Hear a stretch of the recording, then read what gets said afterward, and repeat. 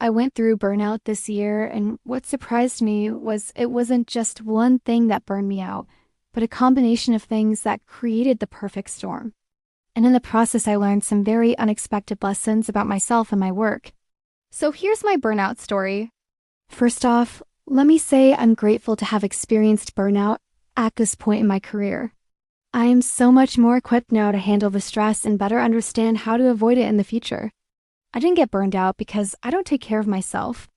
It wasn't because I wasn't working hard enough or even procrastinating. Actually, I was doing all the right things. I was exercising regularly, eating healthy, getting enough sleep, spending time with family and friends, and taking breaks when needed. Even though I was doing all these right things, I still got burned out. So what happened? Well, first, let's start with where it all began. So I make videos on this channel and write blog posts on my website. And earlier this year, I had this crazy idea to write a book. And I've never written a book before, but I thought, hey, I've been writing blog posts and making videos for years. How hard can it be? Well, it turns out writing a book is pretty hard. But luckily, there are these things called textbooks that have already been written on the topic of how to write a book. So I started by reading a few chapters of a few different books on writing books, and they were all pretty similar. Here are the steps to write a book. Pick a topic, do some research, outline the book, write the introduction, write each chapter, edit the book, and then publish it. Straightforward, right? Well, yes, except I found this whole process extremely difficult. The first step is to pick a topic. I chose one, but then realized almost immediately that I know nothing about the topic. In fact, I knew so little about the topic that I couldn't even answer the most basic questions about it.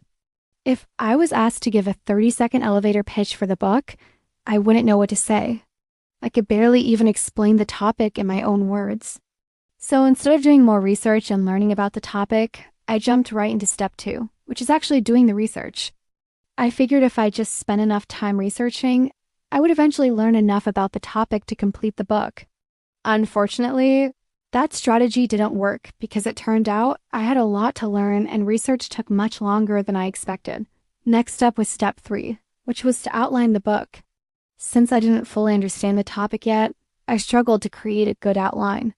Anytime I thought I had a good idea for a chapter, I had to put it on hold until I had researched it further. So again, I decided to keep doing research and put outlining the book off until I knew more about the topic. Step 4 was to write the introduction. Let's just say the introduction ended up being a lot longer than I expected because I kept having to stop and research more stuff.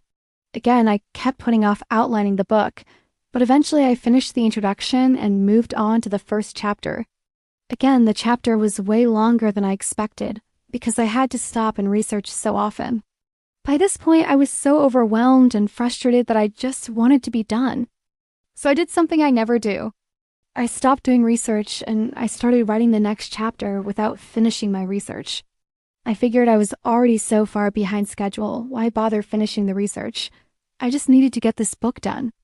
That was probably my biggest mistake in looking back. I wish I could go back and tell myself to just do more research. Now, remember, in the beginning, I said that I knew nothing about the topic, and I still don't know a ton about it. However, I do know a lot more after all that research, and I learned something really important. I learned that you need background knowledge in order to do research. You see, anytime I would read something new, I would have so many questions. What does this word mean? What is this concept? Why is this happening? Every sentence had at least one question mark next to it, and it made the research process painfully slow. So if I had just taken the time to learn the background knowledge up front, I wouldn't have wasted all that time researching basic concepts. Another thing that would have helped a lot is background information on the controversies surrounding the topic. Most topics have some sort of controversy or debate around them, and if you don't know what the controversy is or who the main players are, it makes it difficult to understand the research. For example, I'm sure you've heard of Albert Einstein's theory of relativity. It's relatively well known and accepted within the scientific community, but it's also been criticized by a handful of people. After reading a ton of research papers on the topic, I realized that I didn't know who the main critics were or what their criticisms entailed. This made it really hard to understand the research because I didn't know what parts were being debated or why. Having background knowledge on this would have saved me a lot of time. But perhaps the biggest lesson I learned from all this is that even though I'm a writer, I still struggle with writing, and writing is hard. It's difficult to organize your thoughts, find the right words, and convey your ideas clearly and concisely. Sometimes I feel like I'm not a good enough writer, even though I love writing. Well, turns out I'm not alone. A lot of other people struggle with writing too, and they use tools to help them. These tools are usually rephrasing tools that can rewrite your writing to make it clearer and easier to read. And today we're going to try a tool called WordTune. WordTune is an writing tool that can help you improve your writing with just one click. It uses artificial intelligence to analyze your writing and suggest changes that can make it clearer, more concise, and more engaging. WordTune can be used to improve any type of writing, whether it's an email, a blog post, a social media post, or anything else. It's a great tool to have in your arsenal if you want to improve your writing. Let's say we have this sentence: despite the fact that he was tired, he still went to the gym. It's grammatically correct, but it's a bit clunky and wordy. We can use WordTune to rewrite it more concisely. He went to the gym despite being tired. WordTune has a free plan, but if you upgrade to their premium plan, you can unlock even more features and benefits. With WordTune Premium, you can rewrite your writing in different styles, such as formal, informal, professional, or casual. You can also use WordTune Premium to generate ideas for your writing, summarize text, translate languages, and even get feedback on your grammar and spelling. WordTune Premium is a great investment if you want to take your writing to the next level. One of the reasons I love WordTune is its ability to maintain the original meaning of the text while improving the flow and clarity. When using WordTune, I sometimes worry that it might change the meaning of my text, but I've never had that happen. The suggested changes are always faithful to the original meaning and tone of the text. For example, if I have a formal email, WordTune will rewrite it in a professional tone without making it sound casual or too friendly. This is a valuable feature that I use all the time to ensure that my writing is appropriate for the audience. It can be challenging to explore different viewpoints on controversial issues, especially when our own biases and beliefs can cloud our judgment. However, it's important to consider multiple perspectives to form a well-rounded opinion and to understand the complexities of the issue. Exploring different viewpoints can help us to identify our own biases and assumptions and to challenge our beliefs. This can lead to a deeper understanding of the topic and can help us to see beyond our own perspectives. One way to explore different viewpoints is to seek out sources that represent different perspectives. This can include reading articles from different publications, listening to podcasts with diverse guests, or watching videos from various channels. It is also important to engage with viewpoints that are different from our own and to challenge our beliefs. This can be uncomfortable at times, but it's important to push through and to be open to considering different perspectives. One way to do this is to join discussions or forums where people with different viewpoints come together to discuss controversial issues.